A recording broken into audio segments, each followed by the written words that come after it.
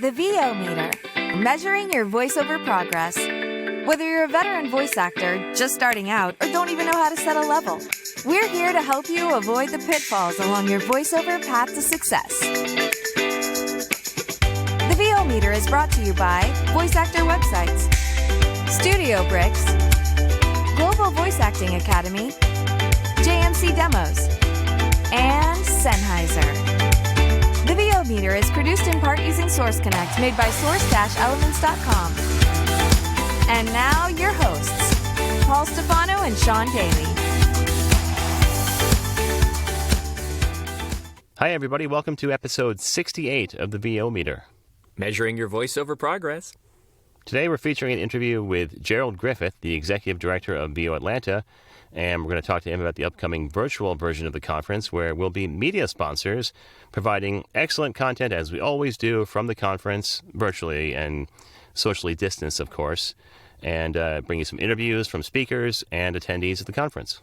All right, but before that, it's time for our... VoiceOver Extra brings you the VO Meter reference levels. Seriously, guys, that's the best you could come up with? Hey, it's your show. All right, Sean, what's been happening in your VO world? Not too much project-wise, unfortunately, but I have been getting a crap ton of auditions. And I've been keeping busy with, of course, my work for GVAA and Rekindle School. We just wrapped up another 101 class for them, and oh my gosh, our membership has grown so big for GVAA that I had to schedule How big is it? How big is it? It's so big, I had to schedule 14 workouts for us this month. Wow. For those of you who don't know, yeah, we offer a variety of what are called coach-led workouts and peer-led workouts. The peer-led workouts are led by myself and David Toback, people with like 3 to 5 years of experience. Like, we don't really market ourselves as coaches, and we kind of want people to feel a little bit more comfortable, so we're just your peers. So had to schedule about 5 of those this month. And then I had to schedule 9 coach-led workouts, which are led by some of our great coaches like Joyce Castellanos and David Rosenthal and Brian Summer. And depending on their specialties, they're either kind of like an all-genre workout, like say with Steve Riesberg or David Rosenthal, or something a little bit more genre-specific, like when Joyce teaches, she does promo or documentary narration, and when Brian Summer teaches, he usually focuses on video games or animation. So we try to have a mix of all of those kind of workouts because we understand that people's schedules and interests are different. So we just try to provide as many options as we can. But man, my calendar is full. That's awesome. Glad to hear it. Because don't forget, not only is GVAA one of your employers, but they're also a sponsor of the podcast. So thanks again to the Global Voice Acting Academy for being on board. Awesome. Yeah, thanks, guys. So what about you? I have a couple of things going on. I have an audiobook that just came out last week. It's my first title with Joe Hempel's company, Fireside Horror, and it's called Invitation to Death. It's like the name implies, it's a horror story, and there's a surprise twist at the end. So go find that wherever you can download audiobooks, called Invitation to Death, and narrated by me. And I'm currently working on the second book in a series for Dreamscape Audio, and that is going pretty well. I'm almost done. I had a bit of a delay because, as I'll get to in the questionable gear purchases, my new booth setup took a little bit longer than I expected. Not because of any issues with our fine sponsor, Studio Bricks, but just because I'm a Luddite and couldn't get everything set up the right way I wanted it workflow-wise, but I'll talk about that in a few minutes. But I should be finishing up that book. It's called Eastern Lights. The previous book, called Southern Storms, is out now, and that's done pretty well. It's been out since about September. And this is the next in the series with one of the ancillary characters from that book as the main character of this one. And it's, again, a dual POV romance with Nikki Thomas. And then, let's see, other current events. I met our agent. I think we shared this agent, Lisa Ristow, right? Yes. So I met her in person for the first time yesterday. She lives only about 45 minutes from me in Maryland. So I went to her house because I was stalking her. No, just kidding. I was buying a new router on Craigslist. I was buying a new router on Craigslist, and it just happened to be in her hometown. I know this because we talk quite a bit because we have a pretty good relationship. So I emailed her and said, I think I'm in your neighborhood. Like, I know from your Facebook pictures, this looks like your house. And she said, yeah, that is my neighborhood. So we didn't want to do anything social because of the stupid pandemic restrictions. But I just stopped by the house and just got out and we talked a little bit from the street to her front yard and just said hi. But it was cool to finally meet Lisa in person after all these years of her repping me. And I've only met, I think, 2 of my agents ever in person, and it was nice to finally be able to do that with Lisa. Very cool. And then what else? Let's see. I have a blocked salivary gland, which is not very exciting, but What? when I'm talking about vocal health, it's something to think about. So I had this like lump under my tongue, and I could see it. It was visually there, and when I looked in the mirror, and I could feel it. So when I was talking, I was feeling it like feeling what I thought was my tongue dragging on my teeth, especially saying S's. And I actually reached out to some friends, I think you might have been on this, where I was asking if you were hearing problems with my S's in some of my recordings. And I think it turned out to be the tongue. So I went to the dentist because being the hypochondriac I am, I'm feeling the worst. I'm thinking, oh, great, I have mouth cancer, career's over. Wonderful, I'll be talking through a straw the rest of my life. But luckily, the dentist just said it is a blocked salivary gland. So the cure really is to kind of let it resolve on its own and try to flush it out, sort of. So the idea is to eat a bunch of sour stuff, either suck on lemons or I chose to eat a whole bag of Sour Patch Kids. And it helps too. Yeah. So it helps your mouth to sort of overcompensate and create more saliva and sort of like roto-rooter it out. So that's what I'm doing. It is getting better. I wouldn't have sat down to do this podcast today if it was still happening because it does affect my work, unfortunately. So if you, like me, have some sort of weird lump under your tongue, don't panic. It's probably just a blocked salivary gland. Go get it checked out by your dentist. I was talking to my daughter about it, and she said, I thought you were going to the mouth doctor. And I said, yeah, they're called dentists. It's just funny the things you forget, you take for granted. And my daughter's 15, so she should have known this already. It's not like she hasn't been to the dentist, but she said, oh, yeah, I guess that is the same thing. Maybe she thought you were going to an ENT. I don't know. Yeah. We often take our oral hygiene for granted. And it's one of those things that can affect your voice. So definitely make sure that you do go to the dentist regularly, that you do practice good oral hygiene, like brushing your teeth. Very often part of my warm-up routine is brushing my teeth because those vibrating toothbrushes kind of wake up my gums a little bit. And then I'll use mouthwash and then a dry mouth rinse. Because I find that you just feel confident, like going on a date when you have a clean mouth, right? Yeah, I hadn't thought about stimulating the gums and the tongue, but that's probably a good idea. I always brush my teeth and floss beforehand because it will affect your speech, especially if you had a plate of ribs right before you're about to record. Yeah. It'll definitely. It'll help with the mouth clicks. It'll help with a lot. Like I said, it helps with the confidence. And I remember even Paul Stracreta had a blog about it, but he uses one of those tongue scrapers beforehand. Oh, yeah. I'm just like, the tongue's so sensitive. I don't want to do that. But it probably should. Yeah, not a bad idea. So one other thing I want to mention, I had an interesting thing happen, I guess, about 2 weeks ago now.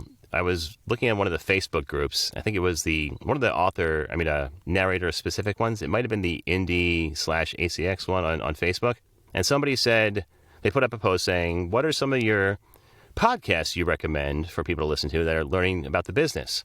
And it's because it was audiobook-specific. The couple that popped up were Rich Miller's audiobook Speakeasy and J. Rodney Turner's, I think it's Learning to Do Audiobooks. I can't remember the title. Sorry, J. Rodney.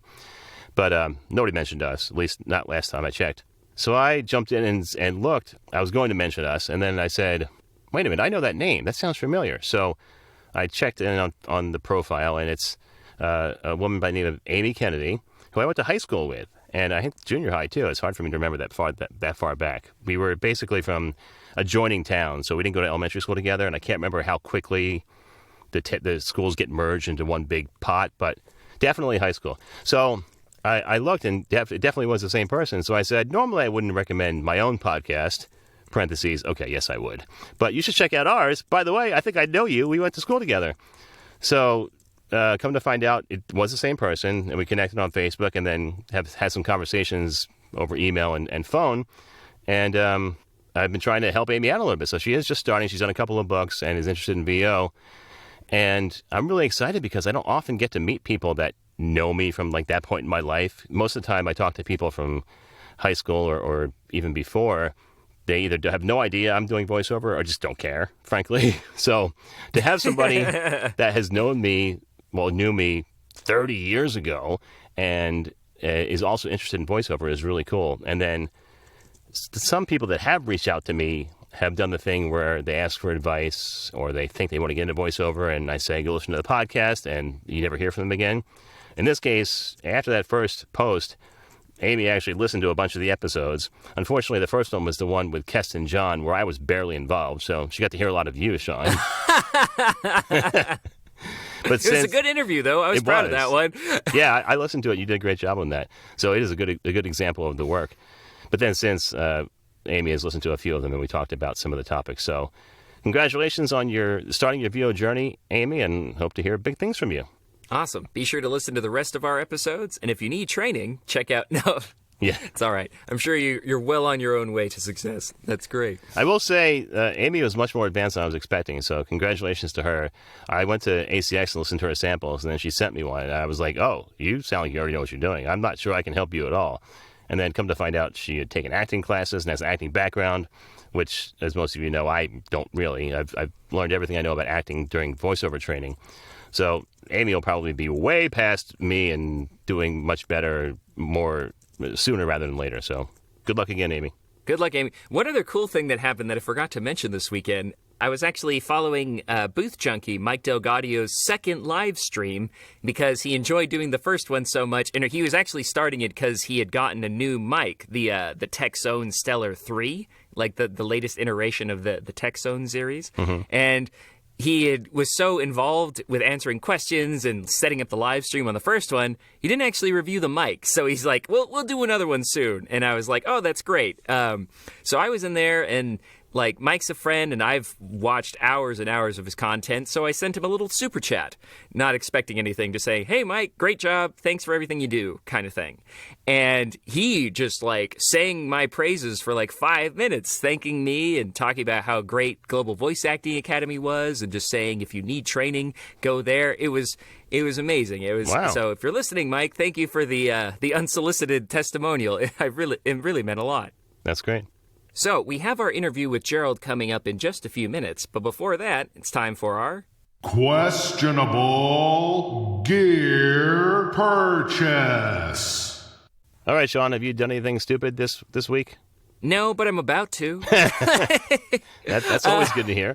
I'm still, like you guys heard in the previous episodes, I'm kind of on this quest for an elegant, overhead boom solution. So to kind of, right now, I'm kind of happy with where my mic is, but I'm not in the sweet spot like I was before. Like, I'm using the Gefell M930 right now, and if you get it just a little bit closer, that proximity effect really kind of folds out the sound. And I noticed that when I get a little bit too loud with the current setup with my new monitor, you can hear a little reflection, so I definitely want to fix that. But anyways, I had spent like $200 on this little modular connecting thing by this company called Triad Orbit. Very quality equipment, just was a little bit smaller than what I needed. And like, for the price, it just didn't make sense. So I sent that back, and I got a monitor stand to kind of improve ergonomics that way. But now I need to get the mic closer to my face. So I've been looking at a couple of different solutions from Gator Frameworks and On-Stage Stands. Apparently, they have all sorts of just like mini boom arms that either clamp on to various surfaces like desks or shelves or even pipes. Or what I think I'm going to get is this little kind of pivoting arm that just has like a little... Pivot. What is it? Pivot. Pivot. But what is it? The standard mic connector on one end. So I was just going to hook that up to one of my Stage Ninjas and then kind of get the mic closer to my mouth that way. So hopefully it won't be distracting, and hopefully it'll just sound better. Where are you going to hang it from? So from the PVC. So right now it'll either be, because right now my mic's kind of directly in front of me, a few inches in front of, or above and in front. I'm either going to have it in the exact same spot and just have it be a little bit closer to me, or if that boom arm doesn't telescope out far enough, I'm probably going to move the clamp to the side of me and then have it kind of suspended over the center of the booth, or like the center of the ceiling, I should say. This whole thing would be so much easier if I just had like a support bar in the middle of my PVC booth, but I don't because it's too small. Mm-hmm. I mean, you can get one of those clip-on ones, but it's not going to be as secure unless I, like, glue it in. Yeah, that's interesting. So that's kind of where I'm at right now. If I had, like, my booth's only, like, 3.5 by 5 by 7, so it's not a huge booth, and you can get away without that support beam, but it's kind of complicating my current situation. Well, good luck with that. Hopefully it all works out. Awesome. Well, I know you've been experimenting with gear a lot lately, so what about you? Yeah, well, first of all, there's sort of some dumb things, and then there's some really nice surprises. So I'll start with the dumb things. I bought a mixer.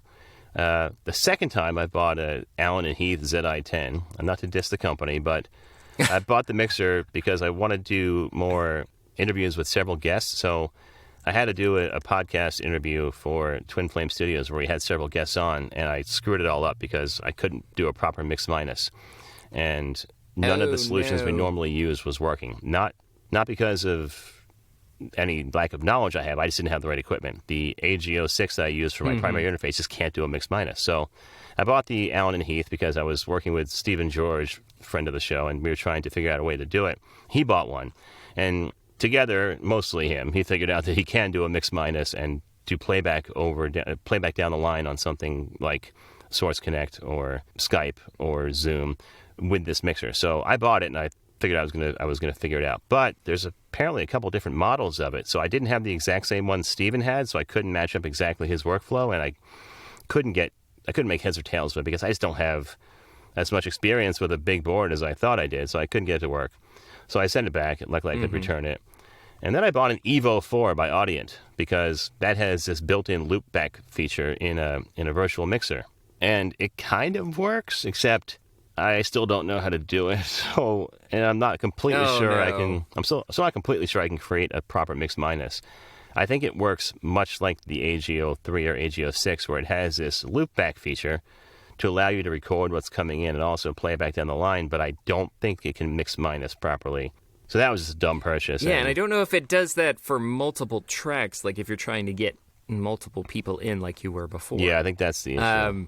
So it's not really going to work out. I'm wondering, too. If anyone wants to buy an Evo 4, I can't return this one, so I'll give you a discount on it as a fan of the show. Well, they're incredibly priced as it is. I mean, they're like $129 new. And I remember Bandrew on his one of his podcastage episodes, like best gear of 2020. He's like, this is my favorite interface, even though it's not like the preamp quality isn't as good as, say, the ID units or the SSL. But he's just like, for all of the features that you get for $120, it's amazing. Yeah, I watched that video too. It's one of the things that convinced me to buy it, actually. And it does sound great, I have to say. You can notice the quality difference even from the AGO 6. It's just a little bit cleaner.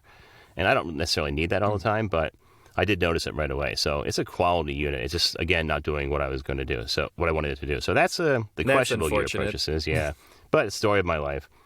But on the positive side, I finally set up my studio bricks ergonomically and logistically to work out exactly the way I need it. And it's weird because it's completely different than I had set up in my old booth in the Whisper Room. So now I'm seated all the time. I put in a desk inside the booth, and I'm sitting at a stool. And then for those of you who know Studio Bricks, it has the big door on the one side. So I'm sitting perpendicular to the door, facing what would be the right side if you were looking at the booth. And I'm basically taking advantage of the width of the booth rather than the short length that has a door there. And then I got a boom arm, a Blue Compass boom arm that connects to the desk and comes over to connect it to the MK8, which now I'm going to say settled on, but not because there's anything wrong with the mic. It's because I'm a nutcase and always buy more equipment. But I've heard from multiple people now, including you, that this is the best sound you've ever heard from me. So I'm keeping the MK8 and going to make that my only mic for right now. And there's really no reason not to. It's a fantastic mic, and it sounds great. And I'm starting to learn how to work it because, like you mentioned with the Gefell, it has this fantastic proximity effect that you can get. And I have it off axis, so I don't pop it when I'm talking. Hopefully it's not happening right now. Mm-hmm. But I just love the proximity effect on it.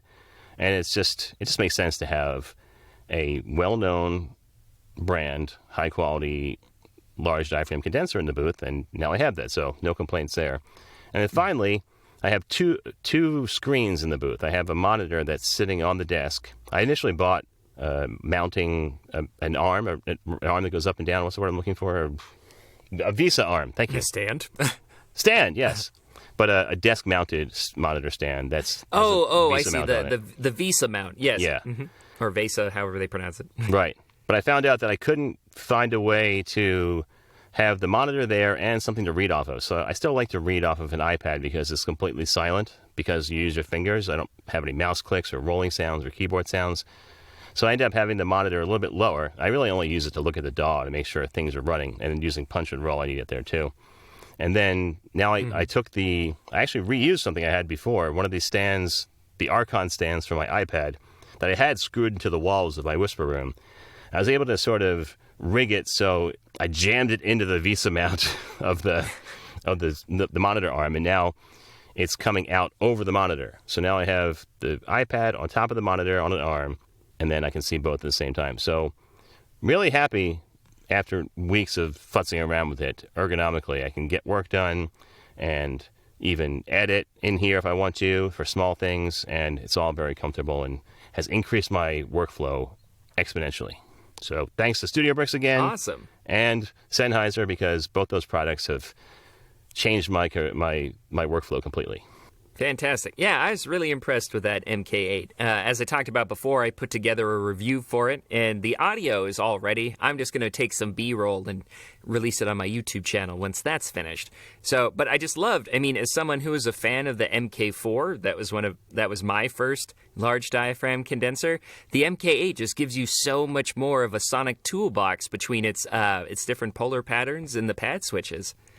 It does look cool, too. I remember you saying your mom liked the way it looked. And I kind of agree. Yeah. It's got a very, it's got a champagne, almost gold color to it. And then, now I admit, that was one of the reasons why I was drawn to it the MK4 was because of how it looked.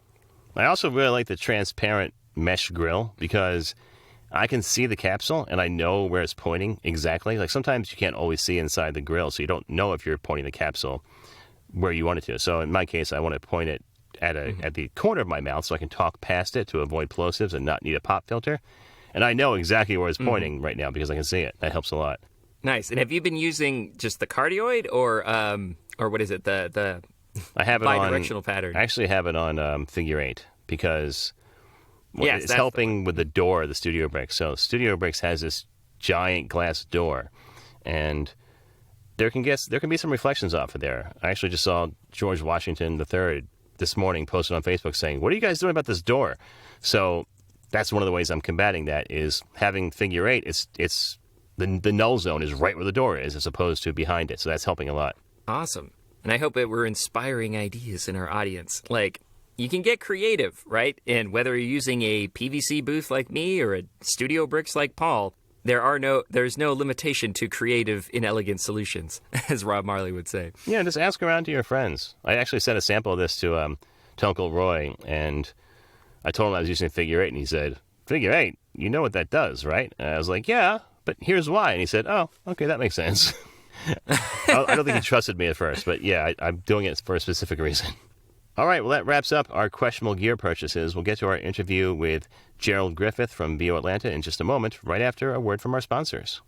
First, we'd like to thank our sponsor, Studio Bricks. Studio Bricks designs and creates the highest-performing portable sound isolation booths. Their professionally perfected acoustics enhances your performance and take your recordings to their maximum quality from your home studio. Forget about managing noise conflicts with your neighbors and family. Pursue your passion for voiceover on your own time and on your own terms. Walgreens, because it's flu season.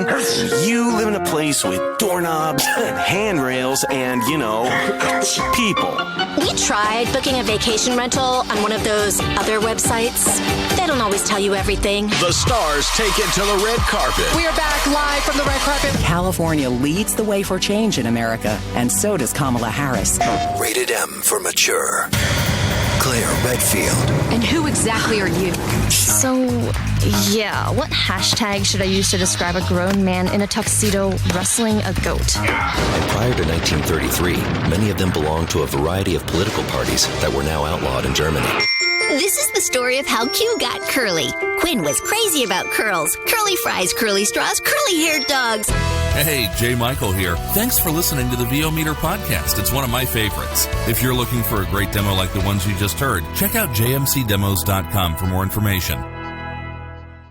How many times has this happened to you? You're listening to the radio when this commercial comes on, not unlike this one, and this guy starts talking, not unlike myself. Or maybe it's a woman that starts talking, not unlike myself, and you think to yourself, geez, I could do that. Well, mister, well, missy, you just got one step closer to realizing your dream as a voiceover artist, because now there's Global Voice Acting Academy. All the tools and straight-from-the-hip, honest information you need to get on a fast track to doing this commercial yourself. Well, not this one exactly. Classes, private coaching, webinars, home studio setup, marketing and branding help, members-only benefits like workouts, rate and negotiation advice, practice scripts, and more. All without the kind of hype you're listening to right now. Go ahead, take our jobs from us. We dare you. Speak for yourself, buddy. I like what I do. And you will too when you're learning your craft at Global Voice Acting Academy. Find us at globalvoiceacademy.com. Because you like to have fun.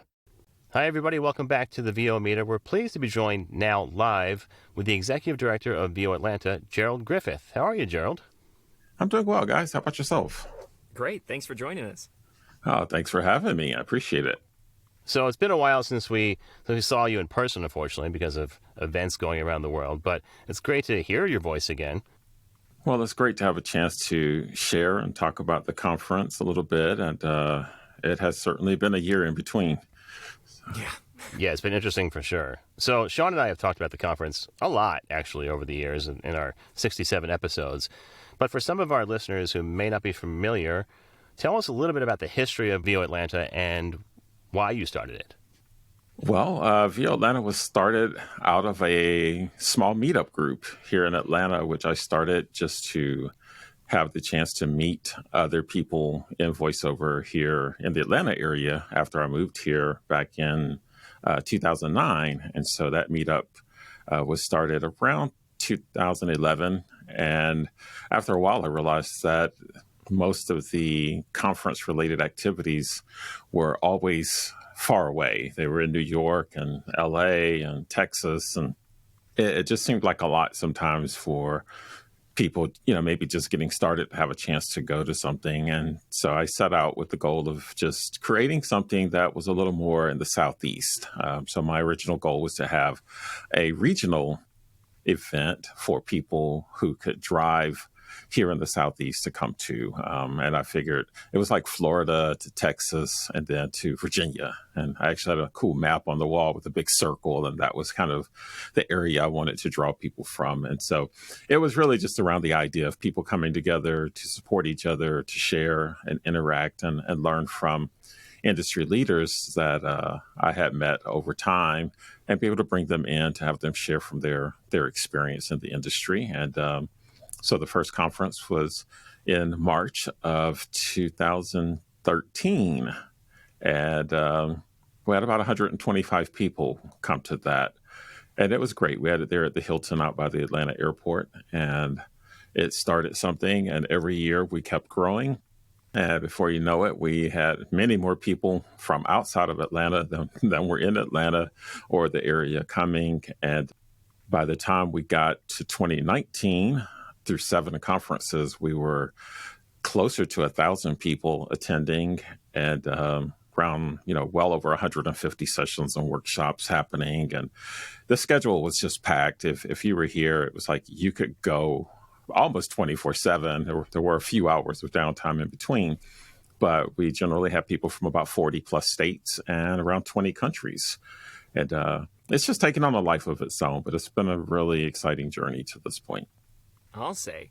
Now, this next one is personally relevant because I've benefited from the conference quite a bit, but I'm curious from your own perspective, what has VO Atlanta done for the voiceover industry at large? Well, that's always a tougher one for me because I don't necessarily try to answer it myself. So this is going to be a little bit of an odd moment because you and Paul have been to the conference many times. So it really becomes a question, I think, of what has it meant to the people who attended?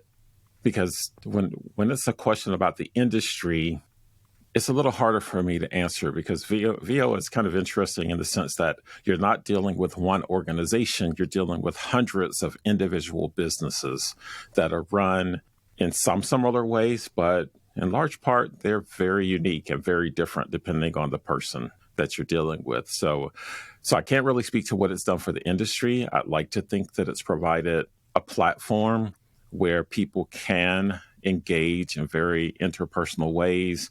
They can get out of their booth for a little bit and engage with other community members. But the largest part for me, outside of the voiceover piece, is just to recreate a space where people can be people again, because most of us don't work in the same space or interact on a daily basis, say in what would have been a traditional workplace many years ago. So when you come to the conference or you're engaged in an activity related to the conference, I'd like to think that you make friends, that you make contacts, that you build your personal and professional network of getting to know people that you otherwise wouldn't come in contact with. Well, I can say, and I think I can speak for Sean too, but if not, he's here, so we can do it too. It's in no small way changed the entire course of my career for the better. When I first went to VO Atlanta, I didn't know that many people at all and in the industry, and my career was just starting. And in large part because of the relationships I made there and people I met and things I learned, it really helped my career blossom early on and continues to. Mine too. And what was really funny is that I actually made contacts with a lot of people in Seattle, which is where I live, obviously. And so after the first VO Atlanta I went to, we had actually put together a meetup group, and then that built my local network even more and really solidified that. And of course, I mean, people know I've benefited from numerous contests and things that VO Atlanta has offered. And so, like I said, I got a new 416 because of it. I was blessed with a wonderful team for the team challenge and the prizes we got for that, getting to come to VO Atlanta again. So, like Paul, it has been very instrumental in my own career. Yeah, and it explains why Sean is no longer eligible for any contest at the conference. For any, not just at your conference, but all the conferences. Oh, gosh. He certainly had a good run, hasn't he? It's all right. He has. It's like his ROI on coming is amazing. It's like... Well, you know what they say, to whom much is given, much is expected. Oh, wow. So, Gerald, you talked a little bit about it in the outset, but how has VO Atlanta changed over the years? Wow. Well, it's certainly gotten larger, but I think what's happened in large part, the first couple of years, I think like with a lot of things that start off new, people are somewhat unsure about it, and you really have to work hard to bring in what I'll call well-regarded, well-respected resources within the industry. And sometimes they're a little hesitant to lend their name to new things because they're not sure what your angle is or how serious you are or whether you have good intentions. So the first couple of years I had to work really, really, really hard trying to get some of those people to believe in what I was doing here.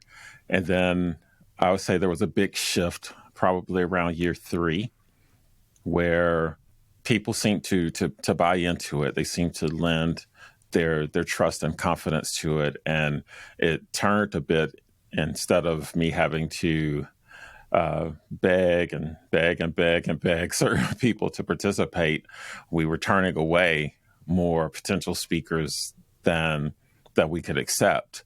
And so you began to be able to evaluate a little more closely the types of resources you're bringing in. We went through a couple of venue changes, trying to find the perfect fit. I think people just realized that it was a great opportunity to continue building relationships. And it's funny that Sean mentioned the thing about Seattle. There are people that come to the conference each year from New York. In this particular scenario, they come from New York. And in New York, they do not interact. They do not spend time together. They just know that they live in New York together.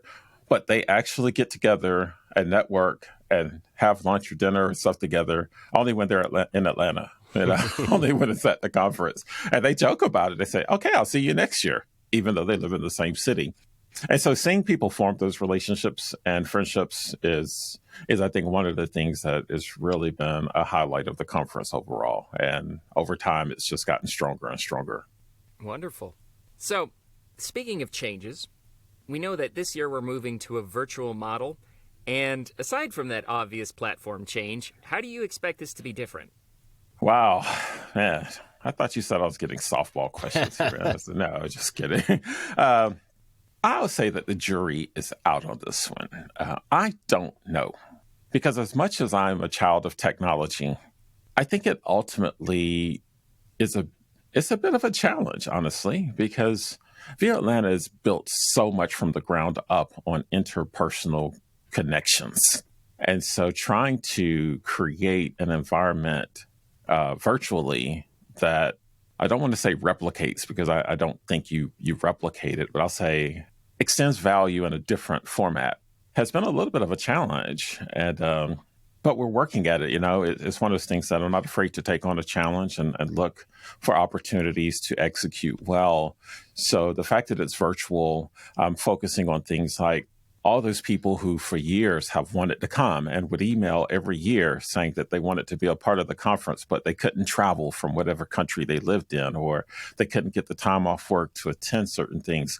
So I'm trying to focus on, hey, how do we provide an opportunity to experience some of what VO Atlanta is all about when you take away the barriers of travel or hotel and those associated costs, where once you buy in, you're able to experience as much as you can from wherever you are. So I would say virtual just provides an opportunity for us to reach more people in more places and for more time, because we went from a 4-day format to a 7-day format. Yeah, I think you're absolutely right. There are a lot of positives, and in some cases, for some people, it may even outweigh the negatives of having a virtual event. For instance, in my case, I think we've talked about this, that pretty much every year where I've come to the conference, I've had to skip out on whatever sport I was coaching that year, whether it be baseball or even spring soccer. So in most cases, I would miss my son's games that week, and it would he'd have to deal with it. But this year, even though I'm going to be coaching his baseball team and he's still playing spring soccer, I'll still be able to balance both. I'll be able to go to practice at night, still do most of the events virtually, because I don't have to worry about being 500 and 600 miles away from home. And I think that really is going to be a benefit for a lot of people. Yeah, and that's a really good thing. And all of the sessions are recorded except for X sessions, which we, never share out after those, because those are very intimate. They're still basically 12 people sessions with rare exceptions.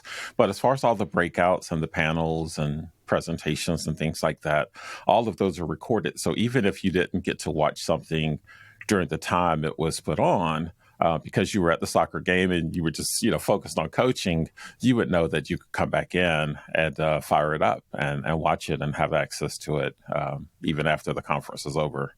Yeah, that's going to be great. So speaking of the sessions, what can you share so far about the speakers and or the tracks that you're developing? There are lots of them, which we always have lots of them overall. But, we will continue to have our tracks. We're still rolling out for the first time ever, having our audiobook academy, which we were having for the first time in 2020 before things kind of changed. So we're excited about that. We're excited about ACX taking the lead on that. So there'll be some exciting things happening for people who are just into audiobooks. So that's something we had started developing and wanted to eventually roll out to some other things. But even in the traditional conference part of things, we have sessions in animation, business and marketing, commercial voiceover, e-learning and narration, gaming, production and technology, promo and imaging. And then under our specialty category, we have things like Cliff Zellman does automotive stuff. So we have a number of sessions that fall up under that. And one of the things that I'm really excited about that we have a lot of resources in is what we call vocal support. And vocal support for us is a lot of things that are surrounding the health and maintenance of your voice, because that's some things that people ask about a lot. It's like, well, am I warming up properly? Am I taking care of my voice properly? How do I recover from something?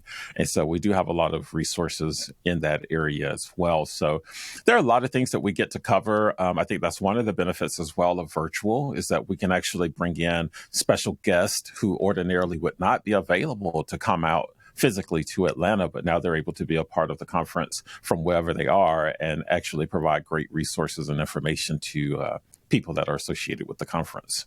Wonderful. Well, I'm excited about it. And that's something that I've always enjoyed, is that depending on what your interests are, like if you're pretty fresh, you can kind of sample the various tracks. But if you have, like, say, if you're an audiobook narrator or you specialize in an industry or you want to break into a specific industry, you can really tailor your experience to be focused to that specific genre.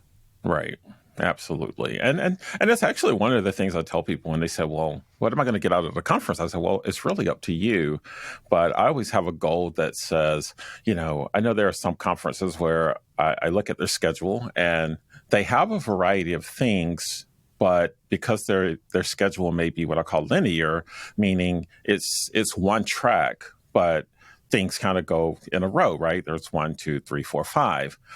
Whereas for us, we'll have 6 things going at a time.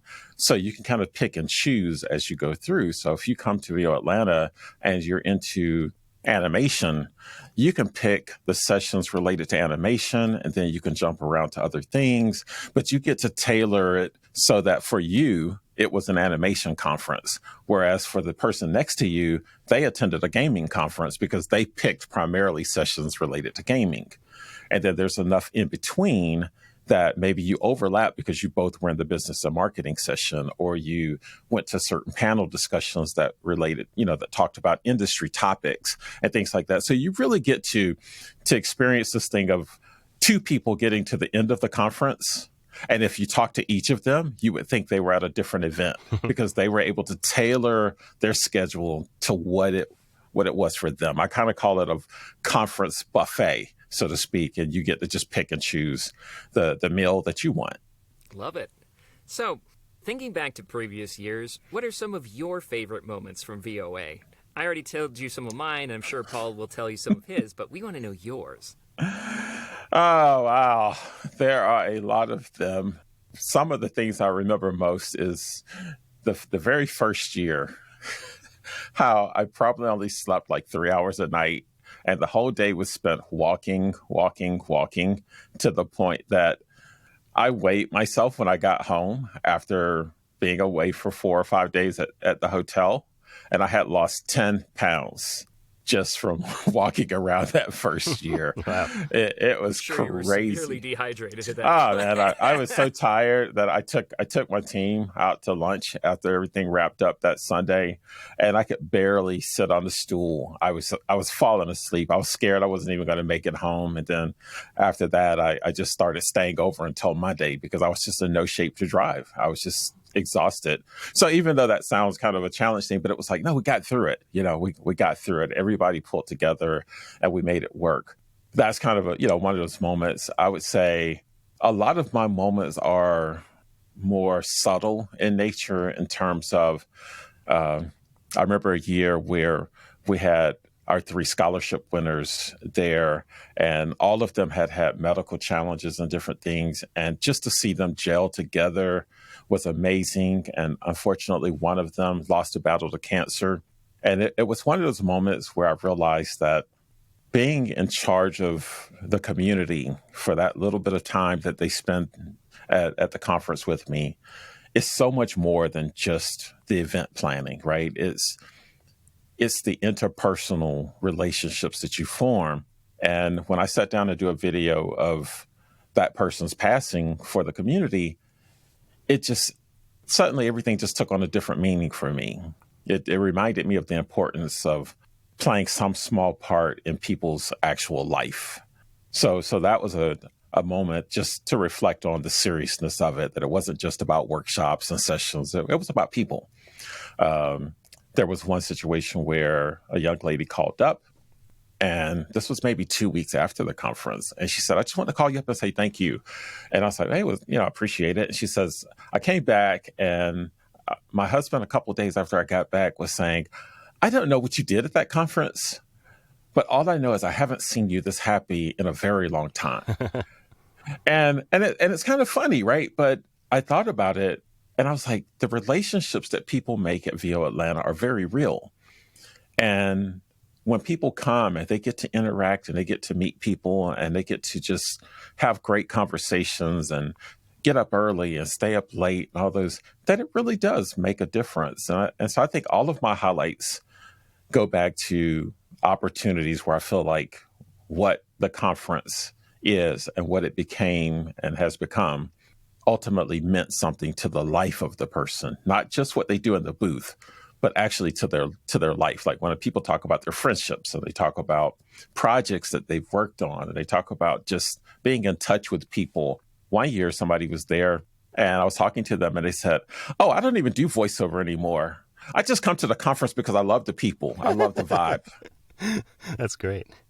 And I mean, to me, that was very moving, right? Because it said that it was more than just what sessions, they came because they enjoyed the atmosphere and the community. And that, I think, says a lot. And so those are my kind of highlights. There are dozens of little things along the way. Sometimes they're behind the scene things. Sometimes, I don't know if you guys remember one year we were packing up and it was like me and Andrew Bates and a few of the guys. We were just at the back of a U-Haul truck and he started playing the violin and we were just all out there having this great time. So it's like little moments like that you just remember, you kind of laugh and joke or things like that. But there's so many things that happen at VO Atlanta that I don't even know about. I find out because people share it on their social media or something and they just talk about what it meant to them. And for me, that means a lot because if it meant something to them, then it means something to me. It's really about those personal experiences, in my opinion. If you'll indulge me for a second, I'll share one Sure. of my favorites. And as you know, Gerald, when I have been to VO Atlanta, I've been working a lot because I work for the team, and there's a lot of stuff to do. And I guess it was 2 years ago, or 2 events ago, I was feeling kind of down because I had missed some of the events because we were just too busy. And that's part of the expectation. I was perfectly okay with that. But I still felt like I'd missed a few things. Mm-hmm. So as I was leaving and packing up, similar experience what you're talking about with Andrew, as we were packing up on Sunday, I walked by Sean Caldwell, who was one of the presenters that year and respected pro. And he just stopped me and he said, "Hey, Paul, thanks for all your help this week. And by the way, you have an incredible voice." And I was just completely stupefied. I was amazed that someone of his ilk would come out and say that to me just out of the blue. And it was basically a Sally Field moment for me. It was like, they like me. They really like me. And that was one of my favorite moments from all the years I've been there. Wow. And that's what I mean. It's like everyone's going to have a different experience. And I think if you talk to 10 people, even Sean on here, right? It's like if you talk to Sean, his highlights are going to be different than yours, Paul. If you talk to 5 other people that have been there, their highlights are going to be different. And that's the beauty of it. You don't always have to just talk about, "Oh, yeah, my most fun part was this particular thing." And I can tell you, my most fun session of ever, and there are very few sessions that I get to sit in on because I kind of go and I make sure things are going, that they start, that they're running, and everyone seems content. Yeah, I get it. But yeah, so you know what I'm talking about, right? It's like, and I was actually talking to this person yesterday, and it's Kay Bess. And I realized as I was talking to her that hers was the first keynote that I had actually sat all the way through. Because normally the keynotes in prior years, there were so many things going on that I was just running, going. But we changed the format in 2019 to do the keynote on the first night so that there was nothing else going on and there was nowhere for people to rush off to at the end. And just to be in that room with her presenting and sharing her story was amazing. It was just, everyone was sitting in there captivated from start to finish. It was just an amazing experience. And one of those things that as the producer, I think you can plan to a point, but ultimately I think my biggest job is just to create an environment. And when you see things just take off and just blossom right in front of your eyes inside that environment, it's an amazing, amazing thing. And so I shared that with her yesterday because it was great. I loved every minute of it. And it's just moments like that are super exciting, man. Absolutely. And like you're saying, I mean, like the conference itself, just for the educational standpoint, is amazing, right? I mean, you've got these top tier guests, and they're so personable and so accessible. And like you're saying, everyone's experience is different. If you want it to be kind of like a Comic-Con thing where you get to meet Rob Paulson and Bob Bergen and take a picture and get an autograph, you can do that. But it's like you were saying before, all the real memories and the heartfelt moments happen outside of those panels, right? It's the conversations, it's the dinners and the meals and the karaoke sessions that people really remember and really resonate to. Yeah, it is. And ultimately, though, here's the catch with the conference. And I always get asked, what am I going to get out of it? What am I going to get out of it? And there are a couple things that I point out to people about the conference. And this probably goes without saying for most people, but VO Atlanta is not a job fair. Okay? A conference is not a job fair. It's the equivalent of a dentist doesn't go to a dental conference and ask how many patients they're going to get out of it. They go to a dental conference because they want to learn how to be a better, stronger dentist and how they want to go back home and attract more clients. VO Atlanta is much the same way. You come there to connect with the community, tap into additional resources, pick up new skills, build your network, start new relationships so that when you go back to your own booth, you can put those things into practice and grow your business in ways you may not have been able to do prior to coming. That's ultimately something that you have to execute on, or as Home Depot would say it, is, you can do it, we can help. And that's kind of the role VO Atlanta plays, is to provide an environment where you can get the resources you need from highly qualified, highly skilled, highly sharing and giving people in this community. By the way, for those who are number crunchers, you can sign with an agent at VO Atlanta. It happened to me, and I referred another person to one of my agents on that floor at the conference. So it can happen if you play your cards right. Well, here's the thing about the agent thing, right? I have a thing, and you see it posted some places, is that the way I look at agents and conference is this. Everyone is an agent, right? And you just said you referred somebody to someone, right, Paul? Mm-hmm. Yep. Okay. It's my point, right? And that's why on the name badges at VO Atlanta, there's never a title. There's never a title about what you do. It's always just who you are, right? Your name, your Paul Stefano. That's who you are. So when I meet you, I should meet you as Paul and then learn about what you do. But if I just walked around all day going, I only want to meet agents, I only want to meet directors, I only want to give out my business cards, then you're going to miss building a lot of meaningful relationships with people who can put you in touch with amazing opportunities, all because you're just shopping for titles. Yeah, it makes sense. So, like you were saying, Gerald, it really is your own experience. And I feel like a lot of people who struggle with that kind of marketing to like your colleagues, just they don't understand that they are the entrepreneur. They're the business person, and that's not how you go about it. Like once you reach that level of entrepreneurship, you don't market towards your colleagues. You market towards your clients who aren't going to these conferences. So thank you so much for talking with us today. What we want to know now is, what's the future for VOA? Wow. You saved the best for last, right? Yes, we did. Well, I will give you the short and long answer, which is I honestly don't know. My biggest hurdle right now is to make the virtual conference the absolute best that I can, and provide a unique experience that we've never by design had to do.